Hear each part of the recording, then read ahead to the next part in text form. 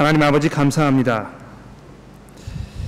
이제 저희가 갈라디아서의 가장 핵심적인 부분이라고 이야기할 수 있는 오늘 2장의 마지막 부분을 살펴보려고 합니다. 주의 성령께서 저희들의 마음과 생각을 지켜주시고 그리스도께서 우리를 위하여 이루어 놓으신 이 엄청난 구원의 능력과 그 안에서 우리가 누리는 하나님의 놀라운 은혜와 우리의 삶에 주어진 이 복된 하나님의 약속들을 우리가 돌아보며 확인하고 그 안에서 기뻐하며 하나님을 찬송하는 이런 귀한 시간이 되게 도와주시기를 우리 구주 예수 그리스도의 이름으로 간절히 기도합니다. 아멘. 여러분에게 이 세상에서 가장 중요한 문제는 무엇입니까? 무엇이 여러분의 마음과 생각을 지배하고 있고 여러분의 모든 가진 수고와 또 노력과 염려와 걱정을 다 쏟아붓고 계십니까? 무엇이 지금 여러분이 처해 있는 이 상태에서 여러분에게 가장 중요한 문제입니까? 어떤 분들은 자식에 관한 문제가 아닐까 생각이 됩니다. 귀하게 낳아서 기른 이 자녀들이 어떤 상황에 어떤 여건에 놓였는지 사람마다 다르겠습니다만 어떻게 해서든지 간에 이 자녀들이 정말 그 좋은 삶을 살고 또 그 성공적으로 생을 유지할 수 있도록 많은 부모님들이 염려하고 걱정하며 또 기도하고 계시는데 아마 부모들이라면 그것이 이 세상에서 가장 중요한 문제 중에 하나가 아닐까 이렇게 짐작을 해보는 것입니다. 어떤 분들은 이 건강의 문제가 지금 현재 이 세상에서 가장 중요한 문제일 것임에 분명합니다. 우리가 건강하게 살고 또 하나님께서 우리에게 맡겨주신 이 사명을 잘 감당하기 위해서 이 몸을 강건하게 가지고 또 이렇게 살아야 할 텐데 그런 상황과 여건이 마련되지 않았을 때 나의 삶 속에 이 어려운 일이 벌어졌을 때 정말 그것만큼 내게 긴박하고 또 중요하게 느껴지는 그런 문제가 없는 것입니다. 어떤 분들은 관계의 어려움에 있어서 또 경제적인 어떤 도전 때문에 이 세상에서 정말 다른 것을 생각할 겨를이 없는 그런 그 여건에 놓여 있는 분들이 아마 있으실 것입니다. 그래서 무엇이 가장 중요한가 하는 이 질문을 사람들에게 던지면 그 질문을 받은 사람이 처해 있는 상황과 여건에 따라서 다 각양각색의 대답을 듣지 않을까 이렇게 생각을 하게 되는 것입니다. 그러나 우리가 싫든지 좋든지 간에 결국에는 모든 사람들이 대답해야 할 한 가지 질문이 있는 것입니다. 그것은 내가 죽음을 맞이할 준비가 되어 있는가 하는 것입니다. 이것은 누구도 피할 수 없는 질문이고 사실 건강이나 가정이나 관계나 자식이나 경제적인 문제나 모든 것들을 다 뒷전에 접어두고 우리 모든 사람들이 해결하지 않으면 안 되는 가장 궁극적이고 가장 엄숙하고 가장 중요한 그런 질문임에 분명한 것입니다. 나는 죽음을 맞을 준비가 되어 있는가?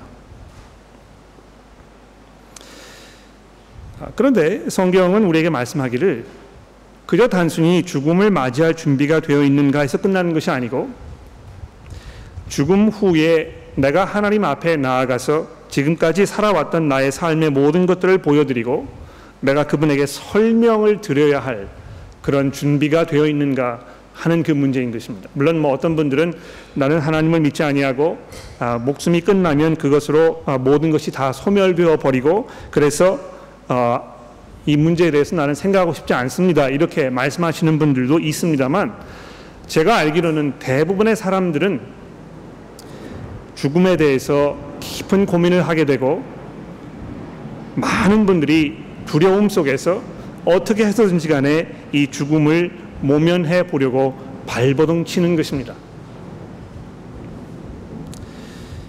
죽음 후에 무슨 일이 벌어지는지에 대해서 아무도 확신을 할 수가 없는 그 이유는 그 누구도 죽음 후에 무슨 일이 있는지에 대해서 직접 경험해 본 사람이 없고 또 그것을 경험을 통해서 사람들에게 이야기할 수 있는 그런 입장에 있는 사람이 한 사람도 없기 때문에 그런 것입니다.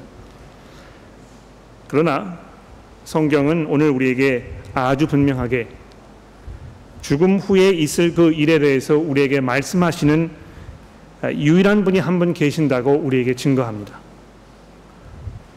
죽음에서 부활하셔서 이 현세뿐 아니라 다가오는 내세까지도 주관하고 다스리고 계시는 예수 그리스도 그분의 말씀입니다. 이것이 성경이 증거하는 바이고, 그래서 우리는 그분의 말씀을 듣지 않으면 안 되는 것이라고 성경이 아주 심각하게 엄숙하게 우리 모든 사람들에게 지금 도전하고 있습니다.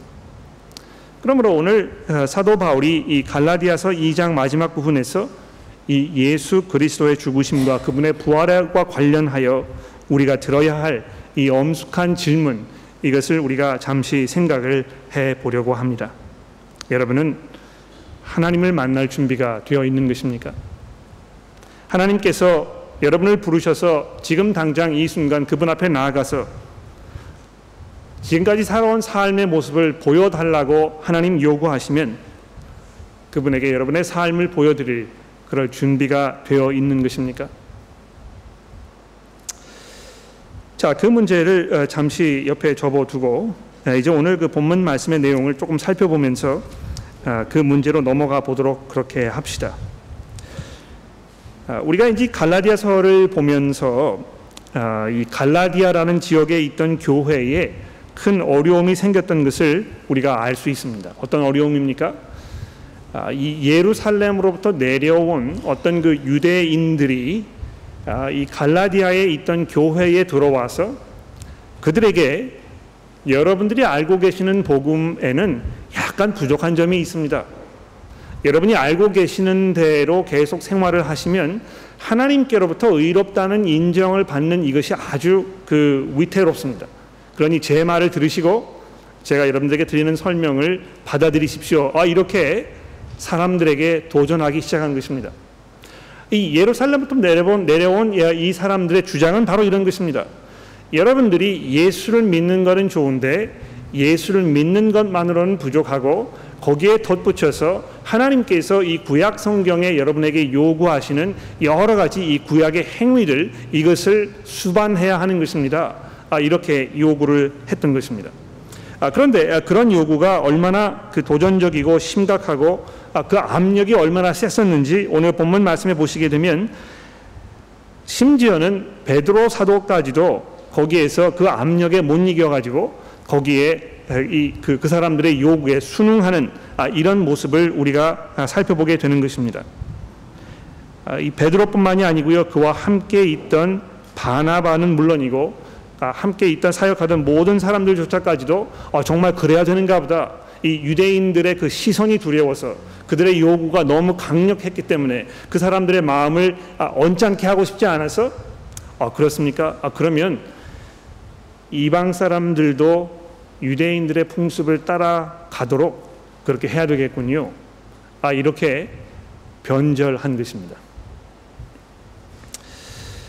그 중에 어떤 분들은 이 베드로라는 사람이 예수님의 수제자였기 때문에 그가 그 예수를 만난 후에 예수님의 수제자가 되어서 그 나머지 평생을 아무런 실수도 없이 살다가 이 교회의 이 반석의 자리에 올라가서 거기에서 이 교회를 대표하는 가장 높은 지도자가 되었다고, 그래서 이 베드로와 그를 계승하는 모든 사람들은 무조건 그 이야기를 들어줘야 하고 아무런 흠이 없고 이 교회를 대표하는 사람이라고 이렇게 생각을 하게 됩니다.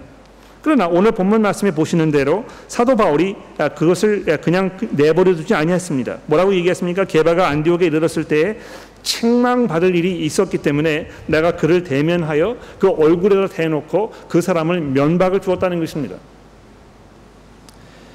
어떤 사람들이 베드로와 그 베드로의 후계자들이라고 이야기하는 사람들에 대해서 주장하는 것과 정반대의 이야기를 오늘 갈라디아서 말씀이 이야기하고 있다는 것을 여러분들에게 먼저 말씀을 드려보려고 합니다.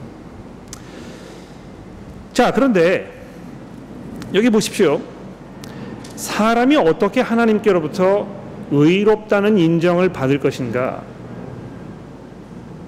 과연 사람이 정말 자기의 수고와 노력을 통해서 하나님과 올바른 관계 속에 들어갈 수 있는가? 이런 문제를 많은 사람들이 오해하고 굉장히 혼란 가운데 있는 것을 우리가 많이 경험합니다.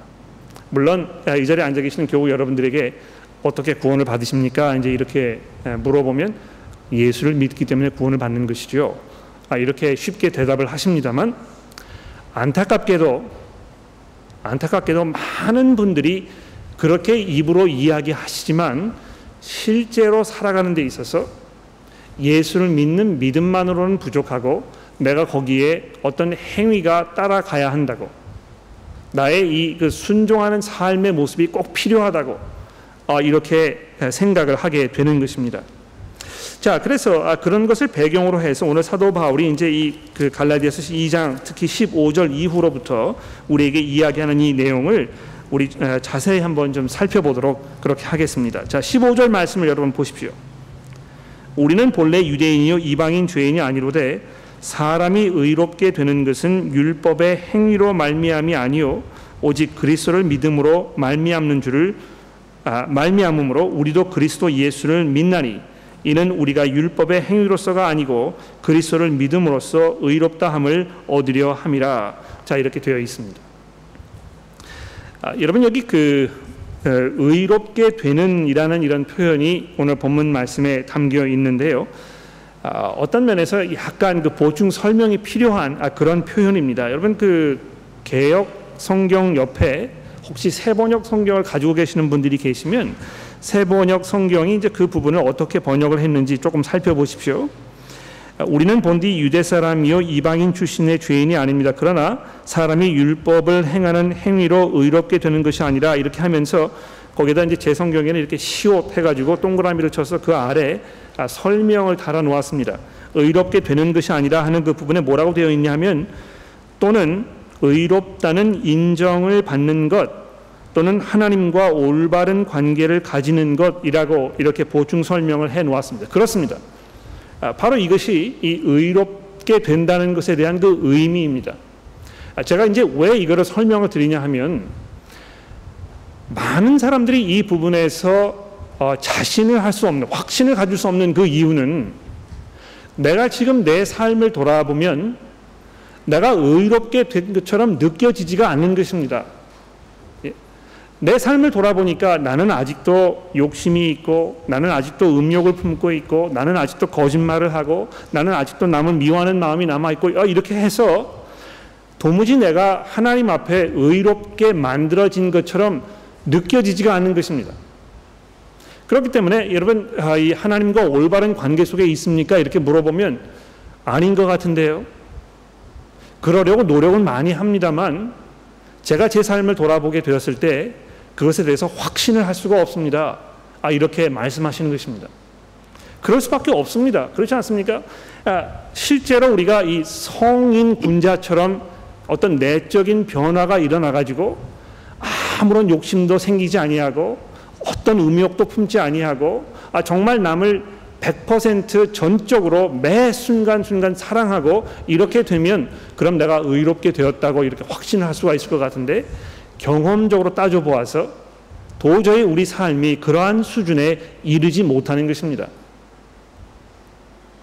그런데 오늘 본문 말씀이 이야기하고 있는 이 의롭다는 이 말은요, 어떤 내면적으로 우리가 변화되어서 정말 의로운 사람이 되는 그 변화를 말하는 것이 아니고, 하나님께서 의롭지 아니한 사람을 그냥 의롭게 봐주시는 것을 이야기하는 것입니다.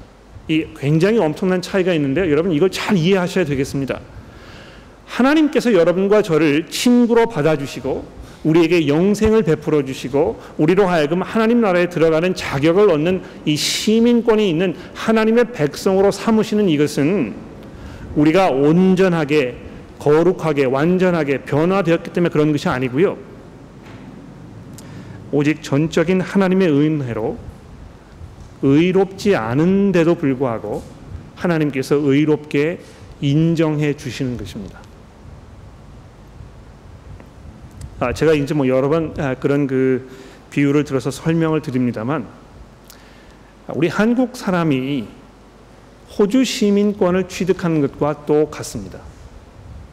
예수를 믿고 하나님께로부터 의롭다는 인정을 받는 것은 우리 한국 사람이 호주에 이민 와서 여기에서 호주 시민권을 취득하는 것과 똑같다는 것입니다. 어떤 면에서 그런 것입니까? 저는 아직도 뼛속에 한국 사람입니다.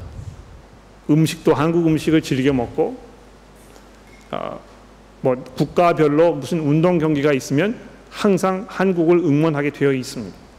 저는 한국말로 이야기하고 한국에 있는 그 상황이나 여건이나 이런 것에 대해서 지대한 관심을 가지고 있는 것입니다. 또 호주에서도 사역을 하면서 다른 나라 사람들 상대로 사역을 할 수 있는데 그러지 아니하고 특히 한국 이 교민 사회 사역을 하고 있는 그 이유가 무엇입니까? 제가 한국 사람이기 때문에 그런 것이거든요. 호주 정부가 보아도 저를 보아도 저는 분명히 한국 사람입니다. 한국에서 태어났고 한국 사람처럼 생각하고 한국 사람처럼 생겼고 한국 사람들과 살고 있고 이렇단 말이죠. 어떤 면에서 보아도 누가 보아도 저는 한국 사람입니다. 그런데도 불구하고 호주 정부는 저는 호주 사람처럼 인정해 주는 것입니다. 제가 호주 시민권을 취득했다고 해서 갑자기 머리가 금발이 되었거나 한국말을 다 잊어버렸거나 김치를 못 먹게 되거나 이렇게 되지 않는다는 것입니다. 제가 호주 사람이 아닌데도 불구하고 호주 사람처럼 취급해 주는 이 호주 정부의 은혜가 있었기 때문에 제가 호주 여권을 취득할 수가 있게 되었던 것이거든요. 예수를 믿어서 하나님의 백성이 되는 것도 똑같은 것입니다. 우리가 충분한 자격 조건이 되어서 우리가 정말 하나님의 그 수준에 맞는 어떤 그 변화가 일어나서 내가 이제 당당하게 하나님 앞에 나와가지고 하나님 저 좀 보십시오. 제가 이만큼 변하지 않았습니까? 제가 이만큼 하나님의 그 기준에 맞추어 살려고 노력해서 제가 이만큼 변하지 않았습니까? 이렇게 이야기할 수가 없다는 것입니다. 하나님께서 그렇게 눈가림으로 쉽게 속아 넘어가시는 그런 분이 아니거든요. 그 누구보다도 우리의 삶을 꿰뚫어 보고 계시고 우리가 무슨 생각을 하고 있고 우리 마음속에 가지고 있는 가장 중요한 것이 무엇인지를 그 누구보다 잘 알고 계시는 그 하나님께서 여러분과 저를 의롭다고 인정해 주시는 것입니다. 여러분 그 한국에 탐관 오리들이 있지 않았습니까? 뇌물을 먹어가지고 정의를 실현하지 아니하고 그냥 나쁜 일이 있어도 눈 감아주는 것입니다. 탐관 오리 아닙니까? 그러면 그렇죠. 그런데 우리가 이런 질문을 할 수 있을 것 같아요. 의인이 아닌데도 불구하고 하나님께서 의인처럼 여겨주신다면 그러면 하나님은 불공평한 분이 아닌가, 불의한 분이 아닌가, 정의를 아주 우습게 하는 분이 아닌가, 이렇게 우리가 질문할 수 있을 것입니다. 어떻게 하나님께서 의인이 아닌 사람을 의인으로 인정해 줄 수 있겠습니까? 악독한 그런 사람이 아닌 다음에야. 그런데 여기 보십시오. 사도 바울이 뭐라고 이야기하고 있습니까? 우리의 행위로 말미암이 아니요 오직 예수 그리스도를 믿음으로 말미암은 줄로 이렇게 되어 있습니다. 자, 이제 제가 약간 복잡하게 느껴질 수 있는 거를 한 가지 설명을 드릴 텐데요. 여러분 잘 들어보시고 설명이 잘 되지 않았거나 여러분이 더 혼란스러우시면 질문 시간에 꼭 질문을 하십시오. 굉장히 중요한 부분이거든요. 미리 이제 제가 오늘 떼는 부분은 뭐냐 하면 제가 지금 여러분들에게 드리려고 하는 이 말씀은 성경 주석가들이 설명하는 그 부분과 많이 다릅니다. 성경이 이 부분에 대해서 이렇게 이야기하고 있다는 제 생각을 동의하는 주석가를 제가 많이 찾아보지 못했습니다. 그러나 제 드리는 말씀을 잘 들어보시고 성경 본문이 과연 그것을 이야기하고 있는지 여러분 스스로 판단하신 후에 제 말을 믿으시든지 마시든지 그렇게 결정을 하십시오. 자, 여기 보면 율법의 행위가 아니라고 이렇게 이야기합니다. 그리고 나서 이 반대편에 이것이 아니고 이것입니다 라고 제시하는 이것이 무엇입니까? 이 개정 성경에는 그리스도를 믿음으로써 라고 이렇게 되어 있습니다. 그렇죠? 그리스도를 믿음으로써, 율법의 행위, 우리의 행위가 아니고 그리스도를 믿음으로써 이렇게 해서 우리의 믿음인 것처럼 이렇게 설명을 하고 있다는 것입니다. 행위가 아니고 이제 믿음이라 이렇게 지금 설명을 하고 있는 것입니다. 물론 그것이 옳다고 생각합니다. 우리가 믿음으로의 구원을 받는 것이기 때문에. 그런데 문제는 지금 본문 말씀이 그 부분을 이야기하고 있지 않다는 것입니다. 여기 그리스도를 믿음으로써 이 16절 말씀이죠. 그리스도를 믿음으로 말미암는 줄을 이렇게 되어 있는 이것은 우리가 예수를 믿는 그것을 말하는 것이 아니고 예수님의 믿음을 말하는 것입니다. 이게 이제 한국말 상으로는 그 표현이 잘 번역이 안 되는데요. 영어 성경에는 the faith of Jesus Christ 이렇게 되어 있습니다. 그게 이제 그 헬라어 원문의 문자적인 그 번역이거든요. faith of Jesus Christ. 자, 그러면 이것이 그 예수 그리스도에 관한 믿음을 말하는 것이냐, 아니면 예수 그리스도께서 하나님을 향해 가지고 계셨던 그 믿음을 말하는 것이냐, 여기 이제 그 차이점이 생길 수 있다는 것입니다. 이해가 되십니까? 예? 누구의 믿음을 말하는 것인가? 그런 질문을 지금 하는 것입니다. 예. 그런데 지금 사도 바울이 여기 이 본문 여기에서 이야기하고 있는 것은 우리가 구원을 받을 수 있는 것은 우리의 행위로 구원을 받는 것이 아니고 예수 그리스도께서 하나님의 그 뜻에 합당하게 자기 자신을 온전히 죽기까지 순종하심으로 이루신 그 십자가 사건, 그것을 말하고 있다는 것입니다. 그래서 여러분과 제가 하나님께로부터 의롭다는 인정을 받는 것은 우리 인간들의 행위로 인해서 하는 것이 아니고 예수 그리스도 그분께서 이루신 그 일, 이것으로 말미암아 하나님께로부터 우리가 의롭다는 인정을 받을 수 있게 된다는 것입니다. 제가 그랬죠. 하나님께서 어떻게 불의한 사람을 불의한데도 불구하고 의롭다고 인정하실 수 있습니까? 이 부도덕한 거 아닙니까? 하나님 지금 뭐 이 탐관 오리처럼 말이죠. 벌 하셔야 될 텐데 벌하지 아니하시고 눈 감아 주는 거, 이거 옳지 않습니다. 이렇게 질문을 하실 수 있을 것 같아서 지금 이 설명을 드리는 것인데, 불의한 사람을 불의하지 않다고 인정하시기 위해서 다른 누구에겐가 그 대가를 치르게 하셨다는 것입니다. 잘못은 제가 다 저질렀는데요, 하나님께서 저를 보시면서 죄인처럼 취급하지 않으시기 위해서 저 대신 다른 사람을 죄인처럼 취급하셨다는 것입니다. 바로 예수 그리스도께서 십자가 위에서 자기의 그 목숨을 내어놓으심으로 하나님의 그 모든 진노가 저로부터 그분에게 옮겨진 이 사건을 통해서 하나님께서는 저를 이제 죄인 취급하지 아니하신다는 것입니다. 바로 이것이 성경이 지금 우리에게 증거하고 있는 그것이라는 것입니다. 예수 그리스도께서 가지고 계셨던 그분의 그 믿음, 그 하나님의 은혜, 이것에 대해서 분명히 증거하고 있다는 것입니다. 시간이 많이 지나기 때문에 조금 간략하게 정리를 해서 이제 마지막 부분을 말씀을 드려야 되겠는데요. 자, 여러분 여기 보십시오. 사도 바울이 그래서 뭐라고 이야기하고 있습니까? 19절 말씀을 보시게 되면 내가 율법으로 말미암아 율법에 대하여 죽었나니 이는 하나님에 대하여 살려 함이라. 내가 그리스도와 함께 십자가에 못 박혔나니 그런즉 이제는 내가 사는 것이 아니요 오직 내 안에 그리스도께서 사시는 것이라고 이렇게 말씀하고 있습니다. 내가 죽을 죽음을 예수 그리스도 이분께서 대신 당해 주셨기 때문에 이미 여러분과 제가 그리스도와 함께 죽은 것입니다.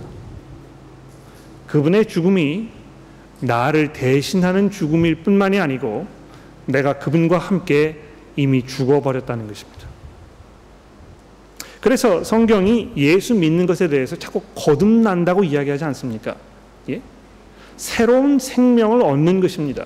예수 믿는다는 것은요, 예전에 이러이러한 삶을 이렇게 살았는데 그 삶이 끝나버린 것을 이야기하는 것입니다. 죽은 것입니다. 예수 그리스도께서 십자가 위에 죽으시는 그 사건을 통해서 이미 여러분과 저도 우리의 삶이 끝나게 된 것입니다. 그러면서 뭐라고 이야기하고 있습니까? 그런즉 이제는 내가 사는 것이 아니요 오직 내 안에 그리스도께서 사시는 것이라고. 여러분과 저 안에 있는 이 생명은 이제 우리의 생명이 아니고 부활하셔서 온 세상을 통치하고 계시는 이 예수 그리스도 그분의 생명이라는 것입니다. 여러분이 얼마나 놀랍습니까? 여러분과 제가 매일매일의 삶 속에서 정말 그렇게 스트러글하고 보잘것없는 것처럼 보이고 실패하는 것처럼 느껴지고 우리 안에 아무런 이 자랑할 만한 것이 없는 것처럼 보이는데도 불구하고 사도 바울은 지금 오늘 우리에게 무엇을 설명하고 있습니까? 이제는 내가 사는 것이 아니요 내 안에 그리스도께서 살고 계신다고 증거하고 있는 것입니다. 이것이 그리스도인들이 그 마음속에 품고 있는 이 놀라운 비밀입니다. 이제 내가 사는 것이 아니고 내 안에 그리스도께서 살고 계시기 때문에 이제 나는 나를 위하여 자기 자신을 버리신 하나님의 아들을 믿는 그 믿음 안에서 살겠다고 고백하게 되는 것입니다. 한편으로는 이 하나님의 놀라운 그 사랑과 그분의 그 은혜와 그분의 그 주권적인 다스림, 이 강권적인 사랑, 거부할 수 없는 하나님의 그 놀라운 은혜에 대해서 이야기하고 있는데, 다른 한편으로는 그 은혜에 대해서 과연 우리가 어떻게 해야 할 것인가를 지금 이야기하고 있는 것입니다. 이제는 내가 더 이상 나를 위해 사는 것이 아니고 나를 사랑하여 나를 위해 자기 자신을 버리신 하나님의 그 아들을 위한 삶을 사는 것이라고 말씀하고 있지 않습니까? 그렇습니다, 여러분. 우리가 어떤 상황과 어떤 여건에 처해 있든지, 지금 어떤 어려움에 봉착해 있든지, 우리가 뚫을 수 없는 것처럼 보이는 이런 그 어려운 도전 앞에서 우리는 우왕좌왕할 필요 없습니다. 왜 그렇습니까? 우리가 이미 예수 그리스도 안에 있기 때문입니다. 그분의 생명이, 그분의 그 생명의 능력이 여러분과 저의 삶 속에 아주 강하게 작용하고 있기 때문에 그런 것입니다. 아유, 목사님, 그렇지 않습니다. 저는 그거를 느끼지 못합니다.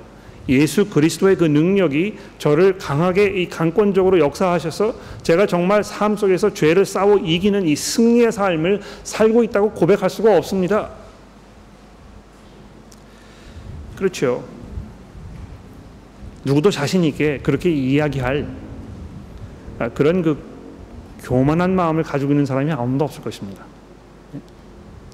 그런데 하나님의 능력은요, 그런 것을 말하는 것이 아니고 우리가 그렇게 형편없는 모습으로 실패하는 삶을 살고 있는데도 불구하고 하나님께서 여러분들과 저를 의인처럼 봐주신다는 데 있는 것입니다. 우리가 매일매일의 삶 속에서 경건하지 못한 삶을 살고 있는데도 불구하고 예수 그리스도의 이 보혈의 능력은 여러분과 저로 하여금 하나님 앞에서 깨끗한 모습으로 서 있는 것처럼 보일 수 있도록 우리를 보호하고 계신다는 것입니다. 이것이 얼마나 놀라운 능력입니까, 여러분? 이것이 얼마나 큰 은혜입니까? 우리의 구원이 우리의 수고와 우리의 노력에 달려있지 아니하고 온전히 하나님께로부터 의롭다는 인정을 받도록 우리를 막고 계시는 이 예수 그리스도 그분의 그 십자가의 능력 안에 우리가 있다는 것입니다. 그러므로 한편으로는 우리가 우리의 죄의 모습에 대해서 아파하고 괴로워하고 이것을 회개하고 우리가 거룩하게 살려는 끊임없는 수고와 노력이 정말 필요합니다. 그러나 반대편으로는 매일매일의 삶 속에서 나의 수고와 나의 능력이 아닌 이 예수 그리스도의 그 십자가의 보혈의 능력이 여러분과 저를 지금 보호하고 계시고 하나님께서 그것을 통해서 우리를 보고 계시기 때문에 죄인인 우리들을 죄인 취급하지 아니하시고 하나님의 자녀로 받아주시고 계신다는 이 은혜 가운데 우리가 살아가야 하는 것입니다. 그러므로 우리는 미래를 두려워하지 않습니다. 그 무엇도 여러분과 저를 하나님의 사랑에서 끊을 수 없다고 사도 바울이 선언하고 있는 것처럼 여러분과 저는 아주 안전하게 하나님의 보호와 하나님의 은혜와 하나님의 사랑 안에 있는 것입니다. 기도하겠습니다.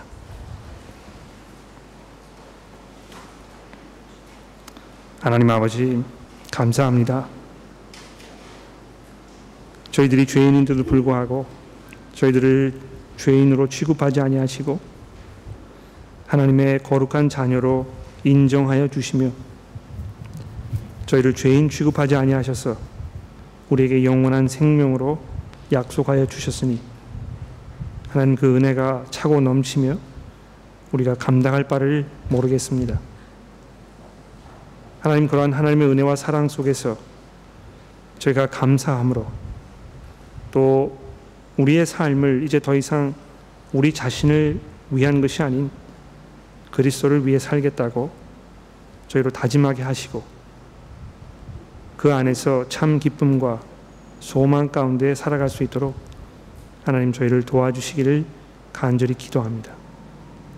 하나님, 혹시 우리 가운데 하나님의 보좌 앞에 나아갔을 때 내가 하나님께로부터 무슨 이야기를 들을지 확신이 없는 분들이 저희 가운데 있으시다면 하나님, 오늘 사도 바울이 본문 말씀을 통해서 우리에게 주고 계시는 이 복음의 은혜를 잘 이해하도록 주의 성령께서 그분들의 마음과 생각을 주장하여 주시고 그 눈을 열어주셔서 하나님의 은혜를 깨달으며 바라보며 이해하여 그 안에 살아갈 수 있도록 하나님 변화시켜 주시기를 간절히 기도하며 우리 구주 예수 그리스도의 이름으로 간절히 기도합니다.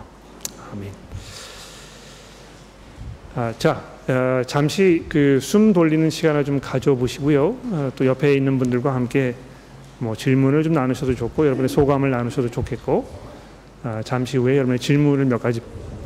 네, 질문이 있으십니까?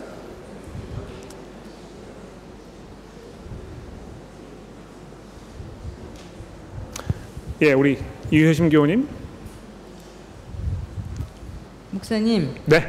저기 믿음, Face of Jesus Christ, 이게 예수님의 믿음이냐, 예수님에 대한 믿음, 여기 아직도 제가 이해를 잘 못하겠거든요. 여기에 대해서 설명을 다시 한번 해주시면 감사하겠습니다. 네네네.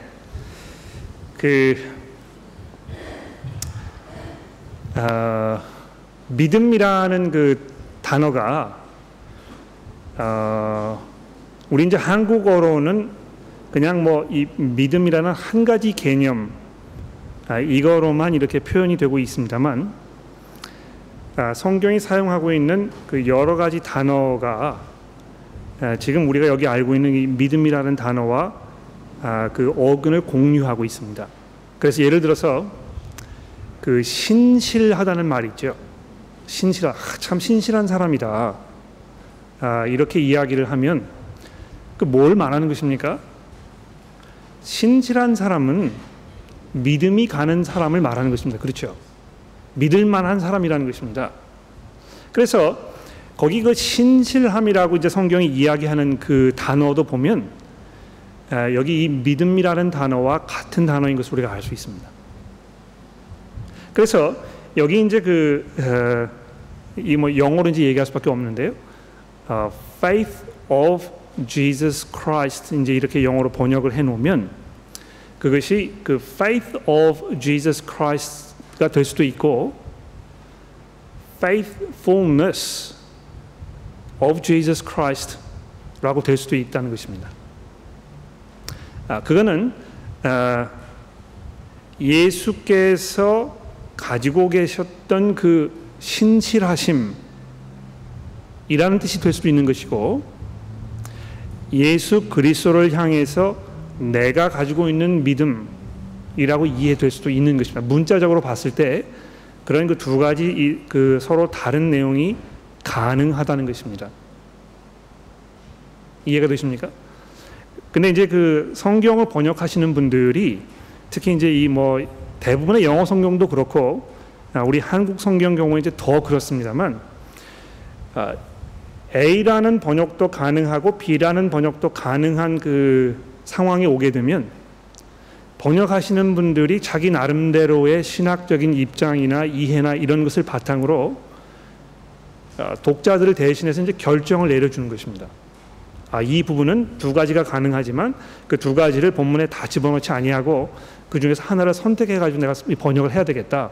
이렇게 해서 이제 이 번역을 하시는 그 편찬 위원분들이 앉아가지고 서로 뭐 논의를 하고 이 부분은 이렇게 번역을 하자 합의를 봐가지고 이제 결론이 될 것이거든요. 그런데 문자적으로 봤을 때는 두 가지가 다 가능하다는 것입니다. 그래서 일반적으로 많은 분들이 알고 계시는 것은 성경을 번역하시는 분들이 그냥 우리를 대신해서 내려준 그 결정을 그냥 따라가고 있는 것입니다. 그런데 제가 아무리 이 부분을 살펴보아도 지금 우리의 행위와 우리의 믿음을 비교하고 있다고 생각되지 않는 것입니다. 지금 사도 바울이 여기에서 설명하고자 하는 것은 우리의 행위와 예수 그리스도의 이 십자가의 죽으심, 이것을 지금 비교해서 이야기하고 있다는 것이죠. 그래서 이 예수 그리스도를 믿는 믿음이라고 번역하는 것이 아니고 예수 그리스도께서 가지고 계셨던 그 믿음 혹은 그분의 그 신실함, 즉 하나님의 뜻에 순종하셔서 십자가 위에 달려 돌아가시는 그 사건, 그것을 지금 이야기하고 있다는 것입니다. 설명이 잘 됐는지 모르겠는데 손이 이제 막 올라가고 있는데 우리 조영아 형제 옆에 계십니까?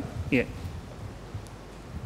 그 faithfulness 말하셨잖아요. 그러면 제가 이야기한 좀 킹 제임스 버전에서도 영어도 of Jesus라고 거기 써 있는데 그 faith of Jesus 방금 말하신 것 같이 그건 좀 그 이해하기 힘들고, 근데 그 대조를 한다면은 우리의 구원은 예수님의 faithfulness에 대해서 구원을 받지 우리의 faithfulness에 대해서 구원을 안 받는다. 왜냐면 우리의 faithfulness는 우리가 법을 제대로 따르고 있나 안 하는데 우리는 그 법을 절대로 우리는 절대 하나님 앞에서 faithfulness를 못하기 때문에 예수님의 faithfulness가 끝에 예수님은 죄를 안 지었고 법을 다 지키셨고 완벽하게 faithfulness 하셨으니까는 그거로 인해서 우리가 구원을 받았지 우리의 faithfulness를 위해서 우리는 구원을 못 받았다.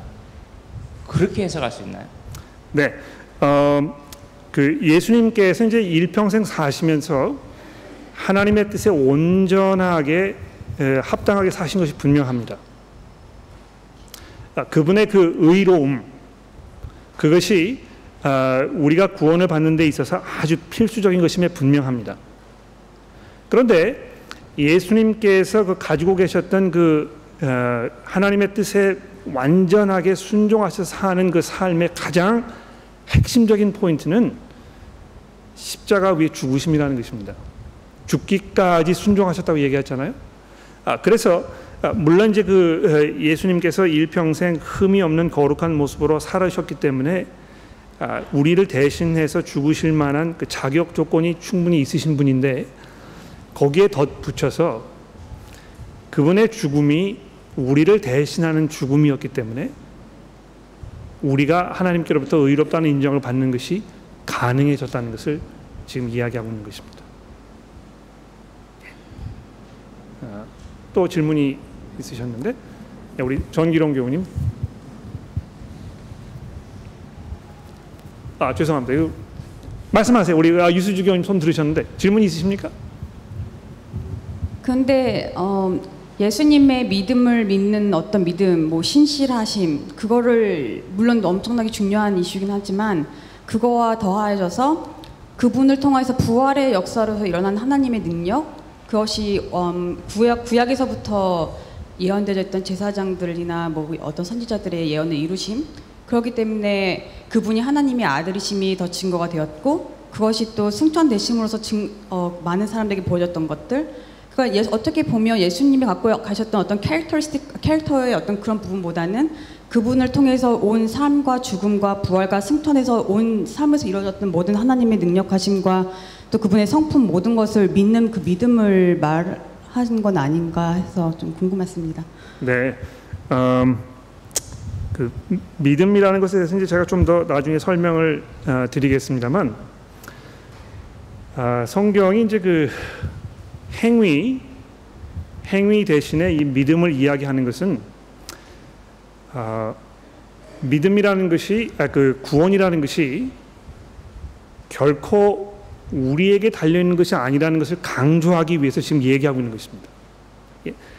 행위가 아니고 믿음이라 이렇게 이야기했을 때는 이거 믿음도 행위 아닙니까? 이제 이렇게 질문을 많은 분들이 할 수 있잖아요. 이거 내가 믿는 거 아닙니까? 결국은 내가 믿어야 되는 것인데 그러면 여러 가지 행위 대신에 한 가지 행위만 되면 되는 거 아닙니까? 이제 이렇게 생각을 많은 분들이 오해를 하시거든요. 그런데 이렇게 한번 설명을 드려보죠. 지금 여러분들이 이제 그 의자에 이렇게 앉아 계시는데요. 여러분이 가지고 있는 그 의자에 대한 믿음이 지금 여러분을 공중에 이렇게 떠 있도록 하는 것입니까? 아니면 그 의자 자체가 여러분을 공중에 떠 있도록 하는 것입니까? 물론 의자거든요. 아무리 내가 공중에 떠 있을 수 있다고 믿어도 공중부양을 하는 사람이 아니면 그 믿음은 헛것입니다. 그렇지 않습니까? 그래서 내가 얼마만큼의 믿음을 가지고 있는가가 중요한 것이 아니고 그 믿음의 대상이 무엇인가를 이해하는 것이 훨씬 더 중요한 것입니다. 결국은 여러분과 저로 하여금 하나님께로부터 구원을 얻게 하는 것은 내가 얼마만큼 믿는가, 내 믿음이 얼마나 올바른 것인가, 내가 얼마나 신실하게 믿고 있는 것인가 하는 것에 달려있는 것이 아니고 우리가 믿고 있는 믿음의 대상이신 예수 그리스도 그분에게 달려있다는 것입니다. 그 차이점을 조금 이해를 하셔야 될 것 같습니다. 우리 이진영 교우님.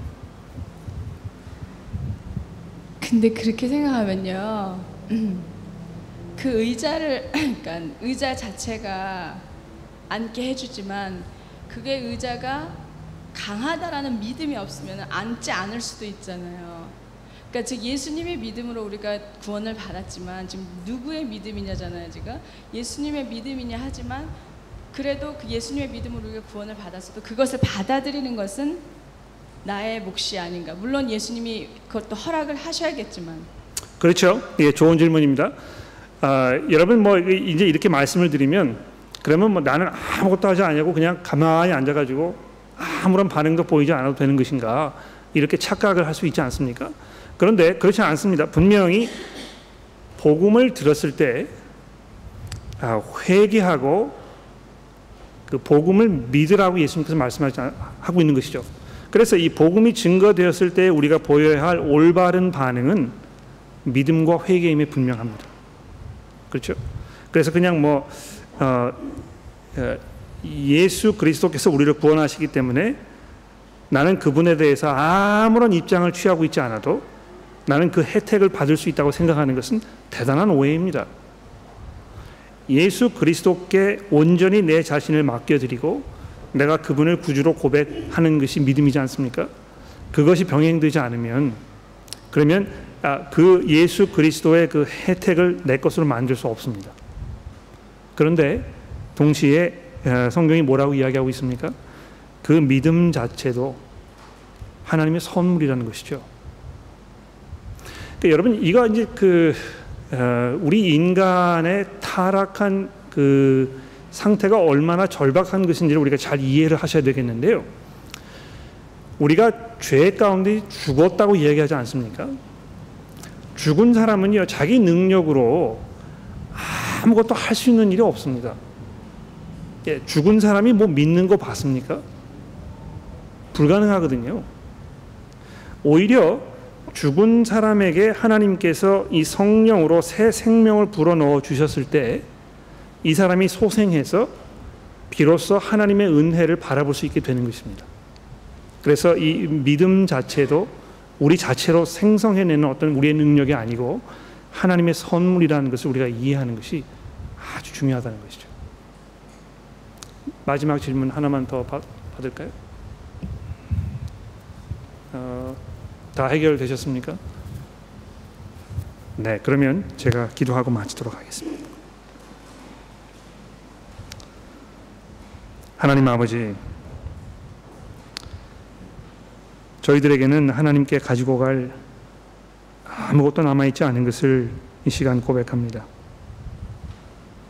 저희 속에 들어있는 것이라고는 하나님 보셨을 때 추하고 악하며 하나님의 심판을 받아 마땅한 그런 것들 뿐만임을 우리가 고백합니다.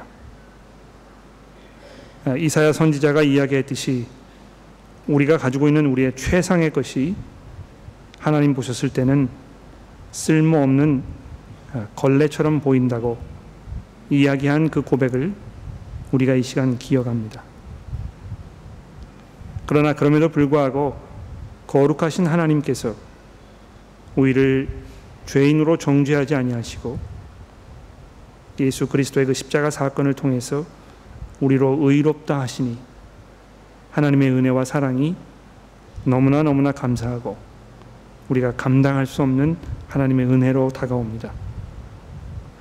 하나님 저희를 도와주셔서 우리의 모든 교만함과 우리의 모든 완악함을 접어주시고 우리가 온전히 그리스도의 은혜에 의지할 수밖에 없음을 우리로 이해하게 하셔서 우리로 고백하게 하셔서 그 안에서 참 기쁨과 확신과 소망을 얻게 되도록 도와주시기를 우리 구주 예수 그리스도의 이름으로 간절히 기도합니다.